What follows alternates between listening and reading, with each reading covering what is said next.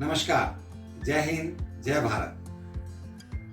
आज मैं आपके समक्ष अपनी 5वीं यानी कि 5th वीडियो लेकर के उपस्थित हूं और आज के इस वीडियो में मैं आपको आपके बच्चों के लिए बताना चाहता हूं how to join Indian army, Indian air force, Indian navy. भारतीय सेना में, भारतीय थल सेना में, भारतीय वायुसेना में और भारतीय समुद्री सेना में किस प्रकार से हम अपने आप को सम्मिलित कर सकते हैं, उसमें सेवा कर सकते हैं, इसके बारे में मैं आपको विस्तार से जानकारी दूंगा। प्रारंभ में अभी ये केवल पुरुष जाति के लिए ही सीमित था, लेकिन जैसे जैसे संसार में, हमारे देश में विकास कार्य प्रगति की तरफ बढ़ रहे हैं, उसी प्रकार से महिलाओं को भी इसमें स्थान दिया जा रहा है। सबसे पहले मैं आपको छोटे बच्चों के लिए, छोटे बच्चे मतलब 17 साल से 19 साल के बच्चों के लिए भारतीय सेना में किस प्रकार से सेवा को शामिल कर सकते हैं या सेवा में जा सकते हैं, उसके बारे में बताऊंगा। इसके लिए राष्ट्रीय रक्षा अकादमी खड़गवासला पुणे, नेशनल डिफेंस अकादमी पुणे, इसके लिए आप अप्लाई कर सकते हैं। जो बच्चा कक्षा 12 में पढ़ रहा है, 12th में पढ़ रहा है, उस समय में वो इसमें अप्लाई कर सकता है। अब इसी साल से, इसी वर्ष से, यानी कि 2021 से गर्ल्स के लिए भी इसको ओपन किया गया है और इस वर्ष लगभग 1,30,000 बालिकाओं ने एनडीए परीक्षा के लिए, प्रवेश परीक्षा के लिए फॉर्म को फिलअप किया है।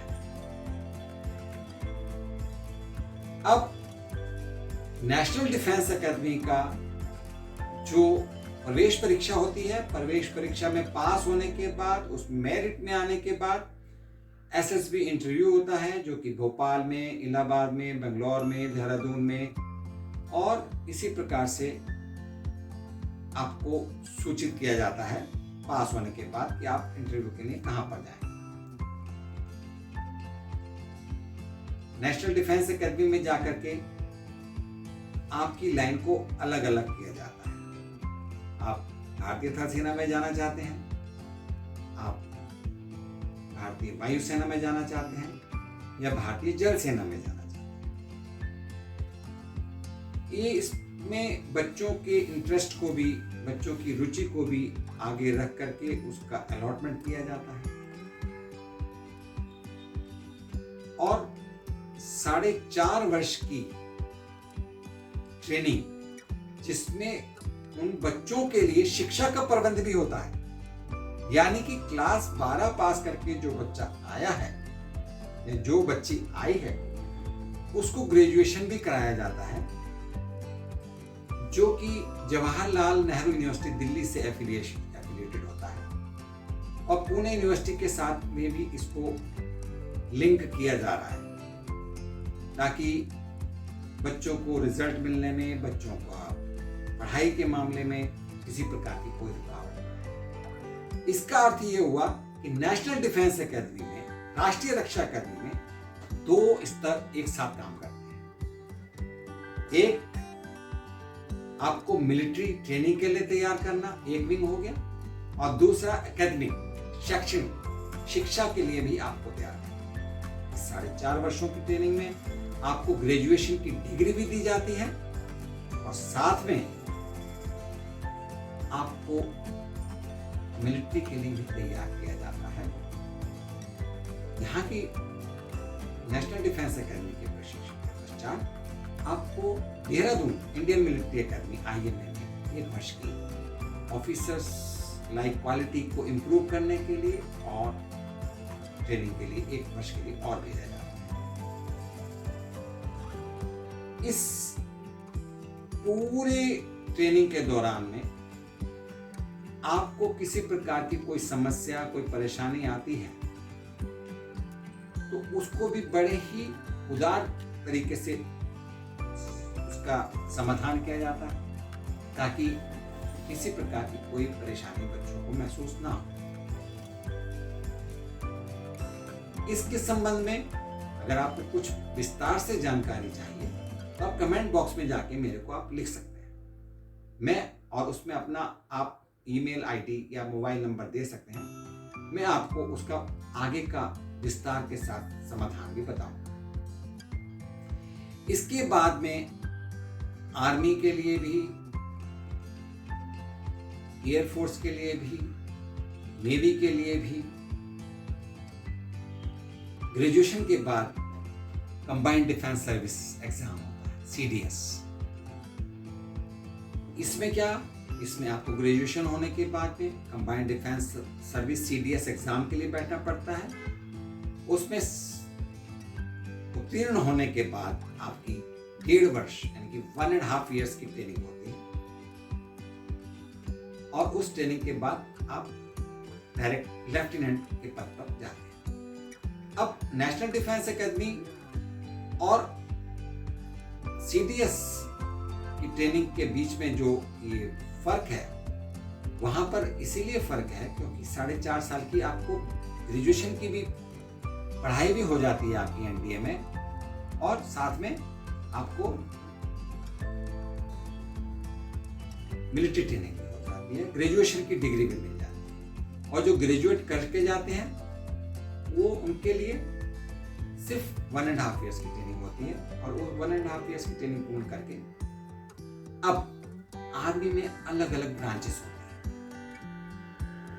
Infantry, engineering, EME, signals, paratroopers, tank का एरिया, फिर आपका इसमें अभी नॉन फाइटिंग ट्रूप्स भी आते हैं, जिसमें आपका लॉ यानी कि वकालत किया हुआ, उनके लिए भी आर्मी में जगह है। फिर आपके मेडिकल MBBS करके डॉक्टर के लिए, हाँ डॉक्टर के लिए भी आर्मी ने एक अलग से एंट्रेंस एग्जाम कंडक्ट किया हुआ है, AFMC, arm force medical college के लिए, जिसमें 5 वर्ष की ट्रेनिंग आर्मी की तरफ से दी जाती है और सफलतापूर्वक पूर्ण करने के पश्चात ट्रेनिंग को कैप्टन के पद पर डायरेक्ट डॉक्टर बनाया जाता है। अभी मैं आपको जो नॉन फाइटिंग ट्रूप्स में बता रहा था, उसमें सप्लाई कोर भी है, आर्मी एजुकेशन कोर भी है। जो ज्यादा पढ़े लिखे लोग हैं, जो पोस्ट ग्रेजुएट हैं, उनके लिए आर्मी में आर्मी एजुकेशन कोर के अंतर्गत एजुकेशन अफसर बनने का भी प्रावधान है।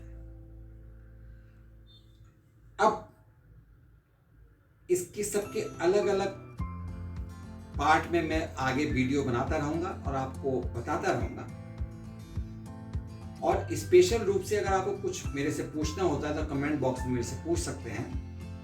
लेकिन आर्मी, एयरफोर्स, नेवी हमें देती क्या है, आप ही मत पूछना। क्यों? क्योंकि आप एक शुद्ध और एक देश सेवा के क्षेत्र में जा रहे हैं। लेकिन मेरा फर्ज बन जाता है कि मैं आपको बताऊं, एक अच्छी सैलरी, 2 मंथ 2 महीने का वार्षिक अवकाश, 1 महीने का कैजुअल लीव, आकस्मिक अवकाश, आपका कुछ भी किसी भी प्रकार का मेडिकल प्रॉब्लम हो जाता है, आपके परिवार में किसी को, मम्मी पापा को, आपके भाई को, बहन को जो कि छोटी उम्र के हैं, या आपके बच्चों को, अब शादी हो गई तो आपकी पत्नी को, ये सब का ट्रीटमेंट आपको मिलिट्री की तरफ से मिलता है। और इसके लिए हर शहर, हर कैंटोनमेंट एरिया में, हर मिलिट्री छावनी में मिलिट्री हॉस्पिटल्स हैं। फिर आपको आर्मी प्रोविडेंट फंड देती है, आर्मी आपको आर्मी ग्रुप इंश्योरेंस फंड देती है, जो कि 50 लाख से 1 करोड़ तक का होता है आपके रैंक के अनुसार। आर्मी की कैंटीन की फैसिलिटीज मिलती हैं, जिसमें आपके रोजमर्रा की चीजें आपको बहुत ही डिस्काउंट के साथ आपको मिलता है।